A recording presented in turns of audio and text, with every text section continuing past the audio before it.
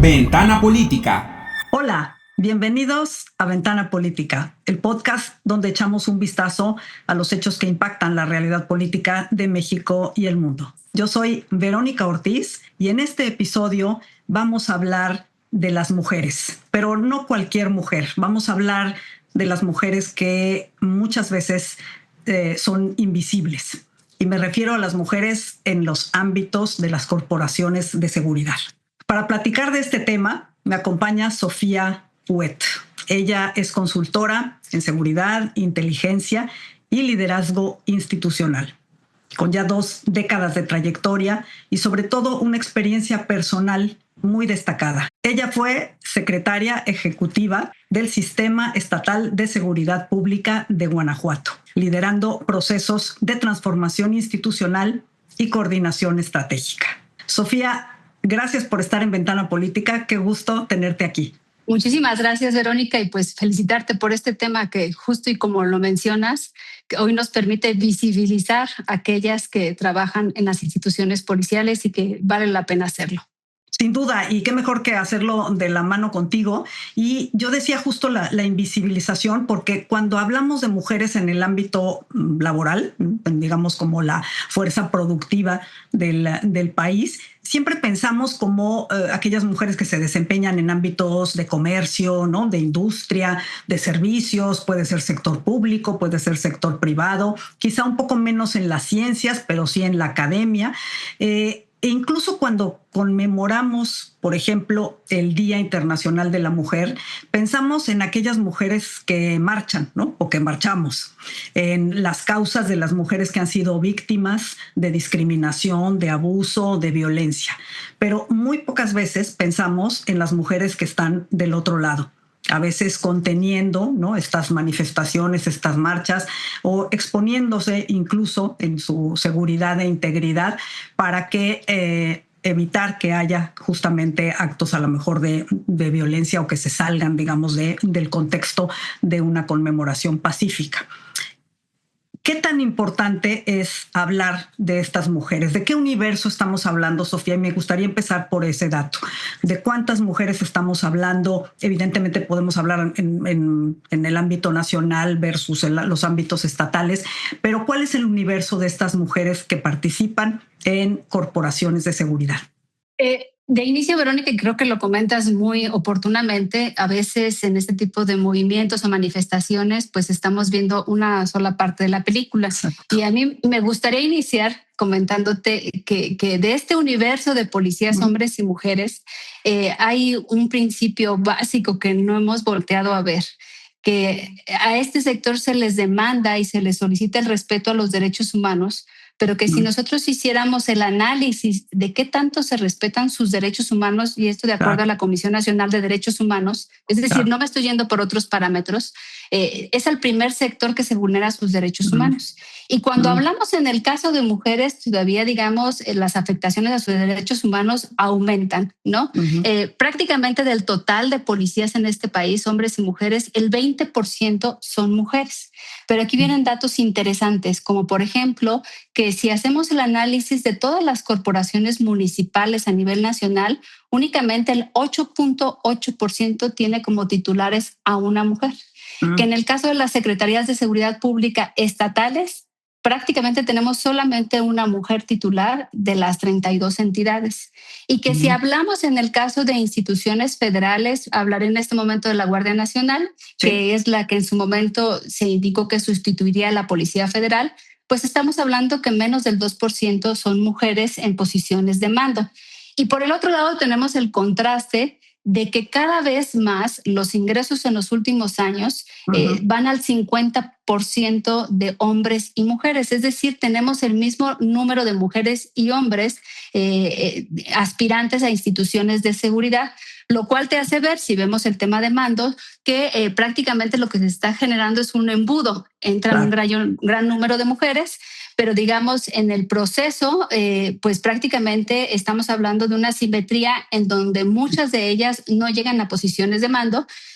por diversos factores, ¿no? Te quiero comentar como antecedente un poco. Sí, exacto, y me parece es súper importante todo lo que estás diciendo. ¿Por qué no empezamos exacto cuando hablas tú del proceso de reclutación, ¿no? O de reclutamiento de estas mujeres que entran a las diversas corporaciones? El tema, por ejemplo, de los municipios me parece impactante. ¿Qué requisitos o, en todo caso, qué asimetrías hay, por ejemplo, en lo que se les exige a una aspirante mujer a entrar a las corporaciones de seguridad frente a lo que se pueda exigir para los hombres, por ejemplo? Digamos, ¿estamos en igualdad de circunstancias o ya desde el proceso de selección estamos enfrentando estas asimetrías que tú comentas, Sofía?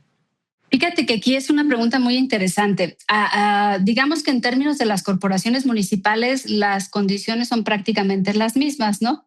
Pero en los hechos se dan la diferenciación. Por ejemplo, si una mujer en ocasiones entra a la academia de policía y resulta embarazada, de manera velada, de manera no explícita, se le hace una invitación a que se reintegre el siguiente semestre, ¿no? Claro. Y hay casos todavía particulares mucho más sensibles. Por ejemplo, en el caso de Guardia Nacional, parte de los requisitos que son iguales para hombres y para mujeres es no haber tenido hijos o no tenerlos y no estar casada o casado. Digamos que aquí son iguales para hombres o para mujeres, pero hay un componente importantísimo. La edad en la que se puede ingresar a estas instituciones de seguridad pública federal, curiosamente coincide con la edad reproductiva de la mujer, que no es el mismo caso de los hombres. Entonces, cuando estamos hablando de mujeres y que se les pide este requisito, que además entenderíamos que tiene que ver con un tema de movilidad, de concentrarse al 100% en las tareas institucionales, habría mucho que analizar si no es violatorio también de las condiciones y de los derechos humanos, porque pareciera ser que buscan mujeres y hombres, en este caso, sin una red de apoyo, sin un tema familiar, pero incluso en el caso particularmente de los hombres también, pues esto genera otro tipo de circunstancias como el hecho de mentir, por ejemplo, ¿no? El hecho de falsear información porque la institución a la que aspiran a entrar hay una condición de que no tengan familia. En el caso de las mujeres, por la propia condición femenina, en el que en muchos de los casos el haber estado embarazada pues tiene algunos rasgos físicos que en exámenes médicos quedan de manifiesto, pues no es tan fácil ocultar esta información. Claro. Pero, insisto, coincide con la edad reproductiva de la mujer y que podría ser también cuestionable. Por supuesto, porque esos son el tipo de decisiones que lo sabemos, ¿no? Nos enfrentamos justamente, puesto que esas edades o el rango de edad efectivamente en el que puedes aspirar a un trabajo, pues también coincide efectivamente con el rango de edad en el que normalmente las mujeres pues están teniendo familia, ¿no? O contemplando tenerla, y entonces claramente hay ahí un sesgo, ¿no? Por género que los hombres pues difícilmente encuentran a lo largo de toda su vida, ¿no? Efectivamente. ¿Qué pasa cuando entra un aspirante y es seleccionada? Ahora, en el ámbito de la preparación, digamos, del tipo de entrenamiento que se da, del tipo justamente de requisitos, incluso a lo mejor académicos, o dependiendo de qué tipo de corporación o de qué tipo de trabajo se vaya a desempeñar. O sea, ya dentro de las instituciones, me imagino que también hay esta idea como de discriminar. Y de hecho hay estudios en que no sé si eso siga pasando y te lo pregunto, pues obviamente a las mujeres se les asignaba, por ejemplo, a las labores más administrativas, ¿no? Y menos a lo mejor de operación en territorio o algo así. ¿Esto ha cambiado o sigue siendo también una manera velada, como dices tú, de discriminar a las mujeres? Pues es lo que estamos buscando que cambie, Verónica. Tú defines dos términos, que es lo administrativo y lo operativo. Esta es una distinción que en propia materia de seguridad se hace en muchas de las ocasiones con tal de distinguir y darle más peso a una tarea o a otra.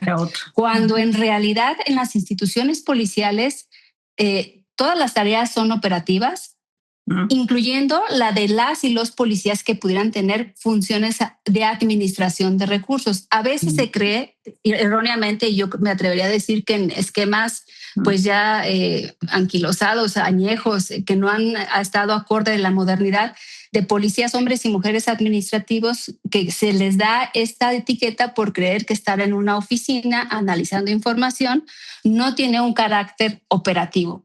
Es algo así como si creyéramos que quien se sube en una patrulla es más valiente o es más policía que aquel o aquella que se queda analizando información que permite lograr una detención o tareas de inteligencia. Claro. Pero esto no surgió de la nada. En muchas de las ocasiones surgió como una etiqueta para decir que una mujer pues solamente podía realizar tareas administrativas, entonces déjala a cargo o déjala en funciones de lo que puede existir en una oficina. Y eso es lo que ocurre también en términos de reclutamiento cuando una mujer inicia su proceso de reclutamiento, que hoy, como te lo comentaba, casi estamos al 50% en muchos de los estados del país, ingresan, pero a la hora de dar destino cuando sales de la academia, pues muchas de ellas, por ejemplo, en algunos de los casos es mandarlas a prevención, porque aquí hay un aspecto importantísimo. Históricamente, en todas las policías del mundo ha ocurrido esto. Sin embargo, algunas han sabido evolucionar, otras no. Pero el primer ingreso de la mujer en las instituciones policiales tiene que ver con mantener esas funciones que hacemos en nuestra vida diaria, pero ahora desde el punto de vista institucional. Cuidado de niñas y niños, el tema de atención a mujeres, es decir, hay un reflejo de que lo mismo que se hace en el contexto familiar en tareas de cuidados o tareas asistenciales se repiten en las instituciones. Esto ha ido cambiando en muchos de los casos al paso de tiempo y quiero citarte un ejemplo en específico. Que además hoy en México es importante por los esquemas de modificaciones que ha tenido la seguridad, de que hemos pasado de modelos civiles a militarizados. Yo no sé si tú sabías que apenas en 2024 se autorizó que las mujeres, en el caso del Ejército Nacional, fueran soldados, mujeres en unidades de infantería, arma blindada y caballería. Antes de 2024 eso no existía. Wow. Exactamente, desde 1937. Y las mujeres que habían accedido anteriormente a puestos, incluso hoy tenemos nada más una generala, tenemos 4 generalas en distintos rangos, pero a lo que voy es que en el caso, por ejemplo, de ellas venían de escuelas de enfermería o de odontología. Ninguna de ellas vienen digamos, de las escuelas las escuelas a las que posteriormente se les abrió la puerta a las mujeres. Entonces, si hablamos de que esto ocurre en un sistema que desde 1937 está vigente y que hoy hablamos de una militarización de un gran número de instituciones, porque hablar de la militarización, y no hablo que sea positivo o negativo, estoy hablando puramente en términos descriptivos. Lo tuvimos con la Guardia Nacional, pero también cuando en muchos de los estados del país se nombraron mandos provenientes del ejército o incluso de la Marina, pues esto se replica en estos modelos locales y lo que ocurre es que esta poca participación de las mujeres en posiciones, por ejemplo, de mando, también se replica en lo local. Entonces, te voy a poner un ejemplo. En el caso de la Policía Federal, institución en la que yo me formé, el 20% del personal éramos mujeres. Pero cuando tú hacías el análisis de todas las posiciones de mando, el 30% eran ocupadas por mujeres en un principio de equidad y de inclusión, que además yo estoy convencida de que no tiene que haber cuotas de género, pero sí tiene que haber la posibilidad de generar pisos parejos y reconocer el talento de aquellas mujeres que tienen la capacidad de encabezar equipos de trabajo o de sentarse en las mesas donde se toman decisiones, que ese es un punto importantísimo. Claro. Y con esto te quiero decir que cuando la seguridad se vuelve civil o es de carácter civil, existen más espacios para las mujeres de manera natural, que a su vez tienen un gran número de beneficios, esto probado a nivel internacional, como por ejemplo una mayor posibilidad de contar con la confianza ciudadana, una mayor posibilidad de poder mediar en conflictos que en muchas ocasiones son atendidos mediante el uso de la fuerza, en el caso del modelo típico masculino, un tema de la posibilidad de detectar señales tempranas de riesgo por la condición de ser mujer, pero además también en el caso de violencia intrafamiliar, en el caso de agresiones de género, también por esta misma condición y por el saber qué es lo que se vive cuando una mujer se sienta en la mesa y aporta su perspectiva y tiene la capacidad de decidir, se toman mejores decisiones en la construcción de políticas públicas, porque a final de cuentas una policía no sirve a un sector de la población, sirve a prácticamente toda la población. La población, por supuesto, y eso es un gran punto, sobre todo cuando tratamos de que lo que se necesita son policías cada vez más profesionales, ¿no? Más capacitadas y con las herramientas para enfrentar un entorno que a nivel nacional e incluso a nivel internacional nos pone riesgos, ¿no? Y desafíos muy importantes, y eso también, ¿no? Pues hay que decirlo, sabemos los niveles de violencia, los niveles de penetración del crimen organizado que hay en nuestro país, y cada vez se necesitan justamente policías, hombres y mujeres, mejor dotados de todas las herramientas posibles a su alcance. Déjame preguntarte, porque me parece muy interesante en lo que hablas tú de lo que aportan las mujeres, pero déjame preguntarte, ¿cómo lo ven desde la perspectiva ciudadana y en tu experiencia justamente de haber pasado por el cuerpo estatal, ¿no? El más importante de seguridad? El hecho de que aparezcan mujeres policías que pueden, por ejemplo, asumir estos roles de poder resolver conflictos que de otra manera se volverían violentos, estar más cerca de las comunidades. ¿Cómo se ve desde el lado de la comunidad? ¿O también hay discriminación, y hay que decirlo, de la parte ciudadana? Es decir, también pensar de que pues si llega una mujer policía, ¿no? Pues no estoy ni en buenas manos, ni nos va a solucionar, y hay esta discriminación también por la parte ciudadana. Sin duda hay una discriminación por la parte ciudadana y también por la parte institucional. Es decir, eso tenemos que partir de eso, sí, porque finalmente lo que es en la sociedad es a las instituciones, y las instituciones no están lejos del reflejo ciudadano, porque a final de cuentas pues la constituimos hombres y mujeres que formamos parte de una sociedad. Pero lo que sí te puedo decir es que las experiencias internacionales y la equidad de género, en la medida que hemos avanzado, que insisto, yo no hablo de cuotas de género, hablo de dar posibilidades parejas para hombres y mujeres. Totalmente de acuerdo, sí. Lo que ha permitido ver es que sí hay una mayor confianza por parte de la ciudadanía. Te puedo decir que es más probable que se comparta información sensible, es más probable que se compartan problemáticas específicas de un entorno, información incluso de inteligencia social, que es cuáles son los delitos, quién los está provocando, etcétera, porque hay una genuina preocupación de las mujeres por cuidar de su familia, y en ocasiones esa preocupación ciudadana de las mujeres en sociedad es menos probable que se dé en el caso de si es un policía hombre, porque no hay un principio de identidad, no hay un principio de identificarse, y también hay que decirlo, no hay un principio de una empatía o de una experiencia empática previa, sino al contrario, a veces el tener un primer contacto con alguien diferente, en este caso hablando en términos de género, a veces provoca la descalificación de una preocupación, un miedo o de una información a la cual no se le ha sabido poder visibilizar cuál es su utilidad.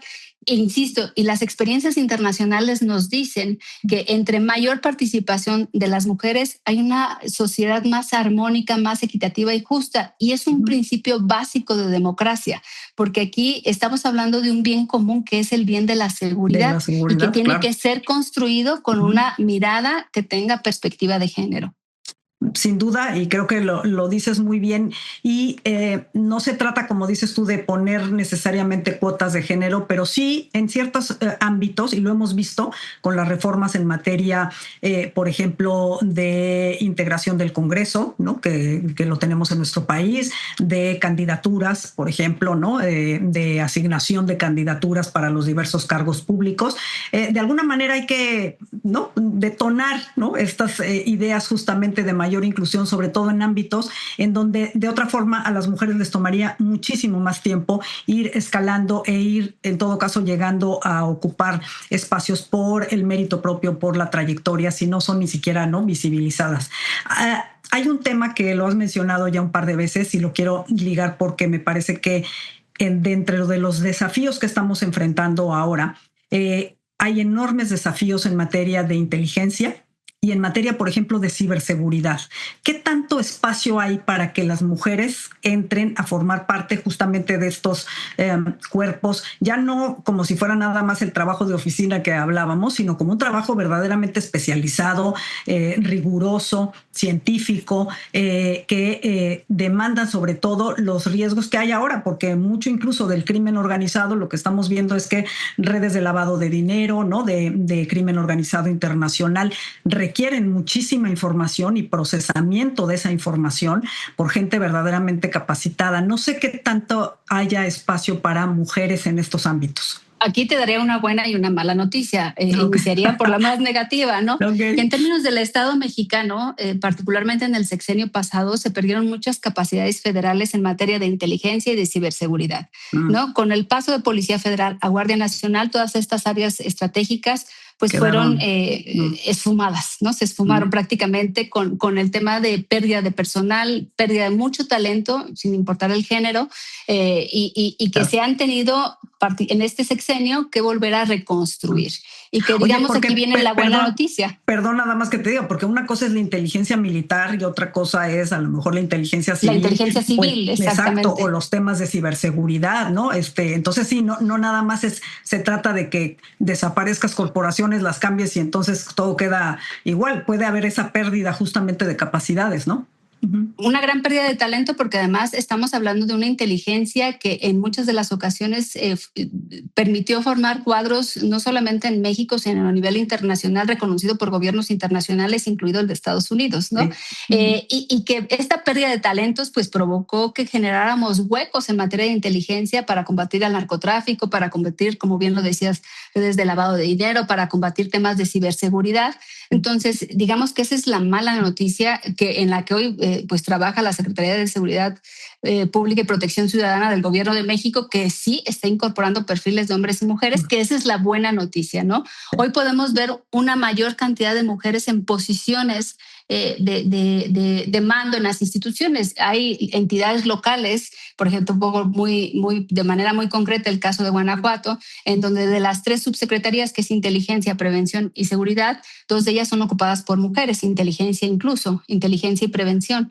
Y como eso, en una convicción de poder ir replicando eso a los niveles inferiores inmediatos, de tener una mayor participación de las mujeres. Entonces, creo que aquella policía o institución de seguridad de que se precie de ser moderna ha entendido que tiene que incorporar las y los mejores perfiles, las y los mejores integrantes a estas posiciones para enriquecer sus capacidades, y que es ahí donde encontramos que no hay una distinción de género, sino de talento y de trayectorias. Entonces, siempre será la diversidad de género, siempre será un componente de las instituciones modernas, de las instituciones que apuestan por los temas de inteligencia y principalmente de carácter civil.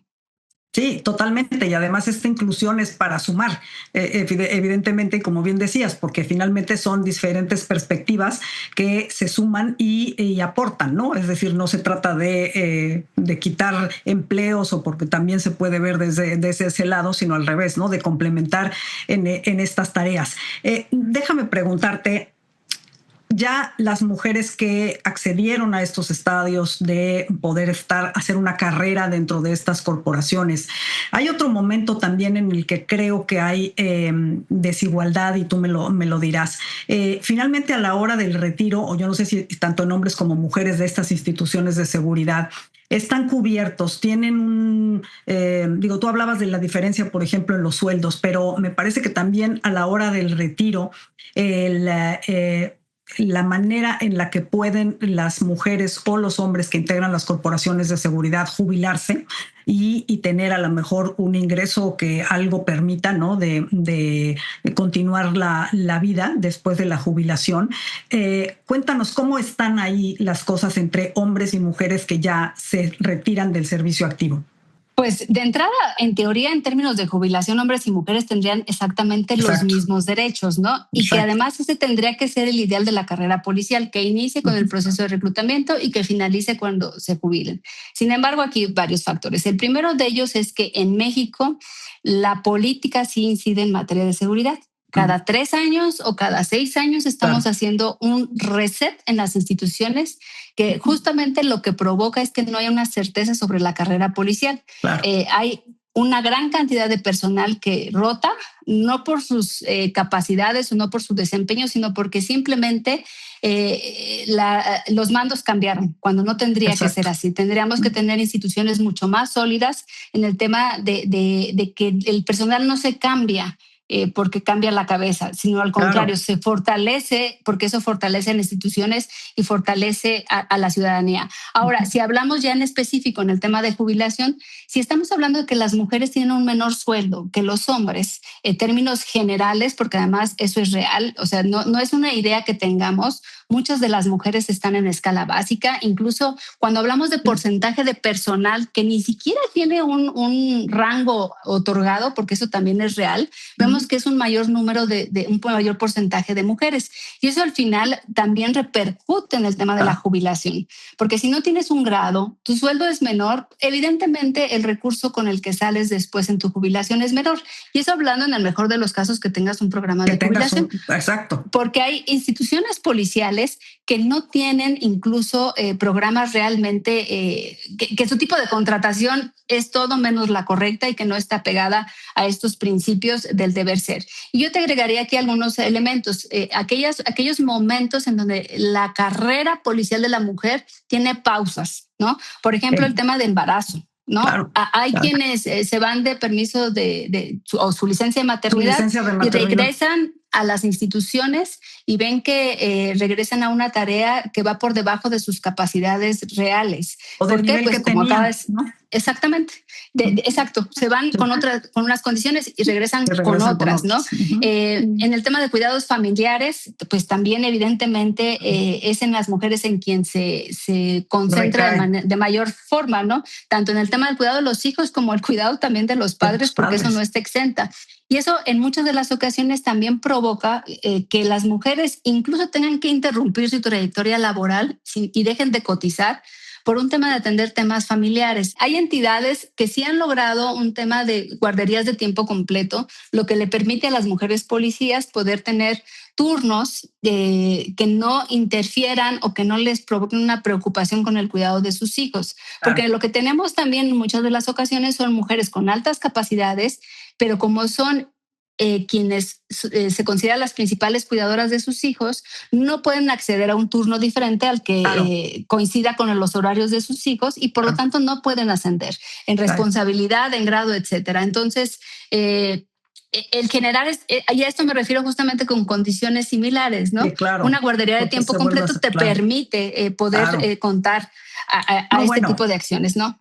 Eso definitivamente, y creo que no solo a las mujeres policías, sino a todas. Vemos justamente el sistema de cuidados, las escuelas de tiempo, ¿no?, de prolongado, las estancias infantiles, etcétera. Creo que eso nos falta para todas el ámbito laboral, pero efectivamente, como dices tú, cuando hablamos de mujeres en cuerpos policíacos, pues se vuelve todavía ¿no?, una necesidad mucho más imperiosa por los horarios que se deben de cumplir, ¿no?, y por las exigencias propias del trabajo.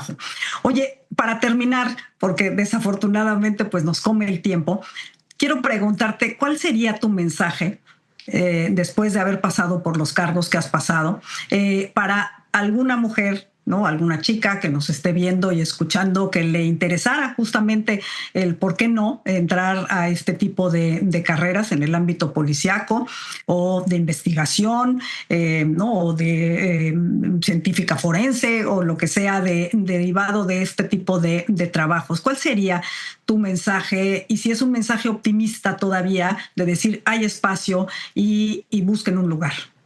De inicio, Verónica, tanto para hombres o para mujeres, decir que si lo que les apasiona es la seguridad, este es el mejor camino que podrán encontrar. No va a haber satisfacción tan grande como la que encuentren trabajando en las instituciones policiales o de seguridad. ¿Por qué? Porque para esto se requiere una vocación de vida, que no se trata de sueldo, porque muchos y muchas ingresan pensando que es un trabajo, y de ahí quisiera hacer la primera distinción.